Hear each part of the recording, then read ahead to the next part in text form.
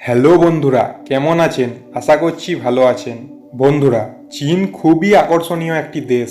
দেশটিতে প্রচুর মজার মজার ঘটনা রয়েছে। সেখানে এমন কিছু ঘটনা ঘটে যা বিশ্বে অদ্বিতীয়, রহস্যময়, বিচিত্র ও উত্তেজনাপূর্ণ। চলুন আজকের ভিডিওতে জানা যাক তাদের ঐতিহ্যগত কিছু ঘটনা সম্পর্কে। বন্ধুরা, ওয়েলকাম আপনাকে SMKG বাংলার আরেকটি নতুন ভিডিওতে। চলো শুরু করা যাক। 1. খাবার টেবিলের আদব। এমন কিছু ঘটনা আছে যা বিশ্বের অন্যান্য দেশে রীতিমতো অভদ্রতা হলেও চীনে তা গ্রহণযোগ্য। খাবার গ্রহণের কথাই বলা যাক, যার কিছু নিয়ম নীতি আমাদের সঙ্গে মিলে যায়, কিন্তু কিছু নিয়ম নীতি একেবারেই ভিন্ন। যেমন চেয়ারে বসতে বললে বসা, সর্বপ্রথম বড়রা খাবার খাওয়া শুরু করলেই কম বয়সীরা শুরু করবেন। এছাড়া স্মার্টফোন থাকলে তা শব্দহীন করে রাখাও ভদ্রতার অংশ মনে করেন তারা। স্মার্টফোন শব্দহীন করে রাখা ভদ্রতা হলেও খাবার খাওয়ার সময় থুতু ফেলা, হাই তোলা, ঘোত ঘোত শব্দ করা, ঢেকুর তোলাকে স্বাভাবিক আচরণ বলে গণ্য করা হয়। আমাদের দেশে কিন্তু এই আচরণগুলো রীতিমতো বিরক্তিকর হিসেবে গণ্য করা হয়। 2. শিশুদের পায়খানার আদব। শিশুদের পায়খানা করানোর বিষয়টি চীনের ক্ষেত্রে খুবই অদ্ভুত। চীনের মায়েদের কাছে শিশুদের প্যাম্পার্স আমাদের দেশের মতো এত জনপ্রিয় নয়। চীনের শিশুদের প্যাম্পার্সের পরিবর্তে তলা ছিদ্র বা ফালি করা প্যান্ট পরানো হয়। শিশুদের পায়খানা প্রস্রাব করার ইচ্ছা হলে একটু উবু হয়ে ফালি খুলে যায়। এতে প্যান্ট কোমর থেকে না নামিয়েই প্রস্রাব পায়খানা করা যায়।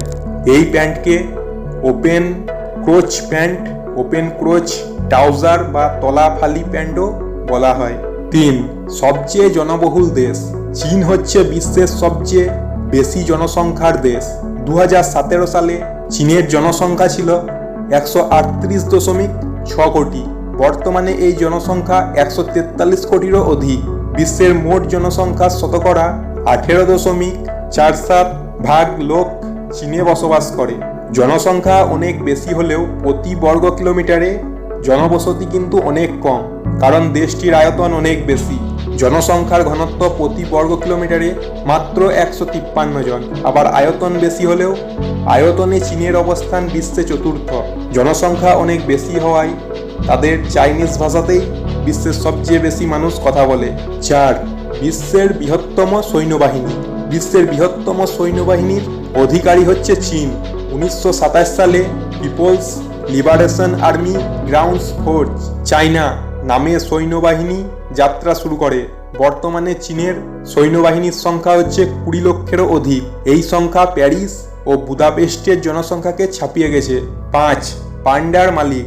বন্ধুরা, জানেন কি চীনকে পান্ডার মালিক বলা হয়? কারণ পান্ডা এখন শুধু চীনেই পাওয়া যায়।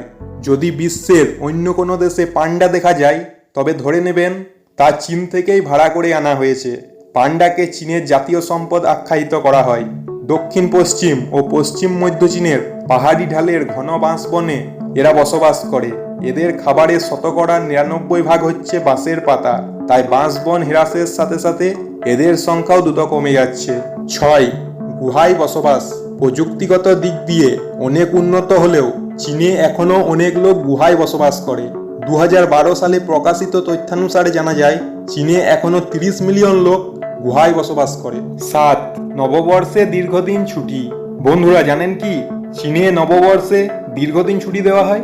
হ্যাঁ বন্ধুরা, নববর্ষ উপলক্ষে চীনে দীর্ঘদিন ছুটি দেওয়া হয়। তারা জানুয়ারি অথবা ফেব্রুয়ারি মাসে নববর্ষ উদযাপন করে। নববর্ষে ছুটিতে প্রায় সকলেই কাজকর্ম বন্ধ করে পরিবারের সঙ্গে ছুটি কাটাতে ছুটে যায়। 8. আইসক্রিমের উদ্ভাবক। উদ্ভাবনের দিক থেকে বর্তমানে চীনকে সকলেই চেনে। প্রযুক্তির নানা শাখায় এদের অবদান বর্তমানে যেমন দেখা যায়, অতীতেও হয়তো তেমনই ছিল। হয়তো এই তো যদি বলি আইসক্রিমের কথা, সেই আইসক্রিমের উদ্ভাবকও হচ্ছে চীন। চীনে 618 থেকে 97 খ্রিস্টপূর্বাব্দে 98 জন শ্রমিক মিলে প্রথম আইসক্রিম তৈরি করেছিল। ছোটখাটো এক বাটি আইসক্রিম তৈরির জন্য এতগুলো শ্রমিক খাটানো হয়েছিল। সে সময়ে মহিষের দুধ, ময়দা ও কর্পূর মিশিয়ে তৈরি করেছিল আইসক্রিম। 9. গুগল ফেসবুক বন্ধ। চীনে অনেক বড় বড় ওয়েবসাইট বন্ধ রাখা হয়েছে, গুগল, ফেসবুক, ইউটিউব, কিন্তু চীনে গেলে আপনি চালাতে পারবেন না। কারণ চীন সরকার আপলোড ও ও ডাউনলোড করা তথ্যগুলোর নিয়ন্ত্রণ নিজেদের হাতে রাখতে চায়। এ উদ্দেশ্যে তারা নিজেদের তৈরি ওয়েবসাইট ব্যবহার করে। 10. দ্রুত সময়ে ভবন তৈরি। চীনের একটি কোম্পানি 2015 সালে বিশ্বের মাঝে সবচেয়ে দ্রুত সময়ে ভবন নির্মাণের দাবি করেছিল। কোম্পানিটি মাত্র 19 দিনে 57 তলা ভবন নির্মাণ করেছিল। সম্প্রতি চীনে নোবেল করোনা ভাইরাস ছড়িয়ে পড়ায় রোগীদের চিকিৎসা সেবা সহজ করার জন্য মাত্র 10 দিনে হাসপাতাল তৈরি করে। হুসেনসান নামের হাসপাতালটির আয়তন 25,000 বর্গমিটার। 1000 শয্যার হাসপাতালটি দ্রুত নির্মাণ করে সবাইকে অবাক করে দিয়েছে চীন। 11. বন্যপ্রাণী কেনাবেচা।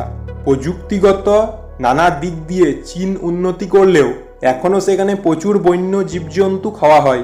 এজন্য সেখানে মাঝে মাঝে ভয়াবহ রোগের বিস্তার ঘটে। বর্তমানে ছড়ানো নোবেল করোনা ভাইরাস বন্য জীবজন্তু থেকেই ছড়িয়েছে বলে গবেষকরা বলছেন। ঠিক যেমন খাদ্য হিসেবে বন্যপ্রাণী খাওয়ায় 17 বছর আগে প্রাণঘাতী সার্স ভাইরাস বিস্তার লাভ করেছিল। বন্ধুরা, চীন দেশটি বিশ্বে খুবই আলোচিত একটি দেশ। প্রযুক্তিগত দিক থেকে ব্যাপক উন্নতি সাধন করলেও প্রাকৃতিক পরিবেশ নিয়ে তারা হয়তো একটু বেশিই উদার।